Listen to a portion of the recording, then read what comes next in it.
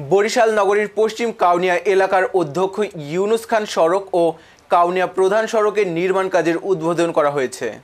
রোববার 5 এপ্রিল এর উদ্বোধন করেন বরিশাল সিটি কর্পোরেশনের প্রশাসক অ্যাডভোকেট বিলকিস আক্তার জাহান শিরিন। ফলক উন্মোচন শেষে দোয়া মোনাজাত পরিচালনা করা হয়। এ সময় কর্পোরেশনের বিভিন্ন পর্যায়ের কর্মকর্তা কর্মচারীবৃন্দ উপস্থিত ছিলেন। এছাড়া মহানগর ও 1 নম্বর ওয়ার্ড বিএনপি এবং অঙ্গ সহযোগী সংগঠনের নেতৃবৃন্দ উপস্থিত ছিলেন। নগরবাসীর দীর্ঘদিনের প্রত্যাশিত এ সড়ক নির্মাণের মাধ্যমে এলাকার যোগাযোগ ব্যবস্থার উন্নয়ন হবে বলে আশাবাদ ব্যক্ত করেন সংশ্লিষ্টরা। তারা বলেন, সড়ক উন্নয়ন কার্যক্রম সম্পন্ন হলে যান চলাচল সহজ হবে এবং স্থানীয় বাসিন্দারা ভোগান্তি থেকে মুক্তি পাবেন।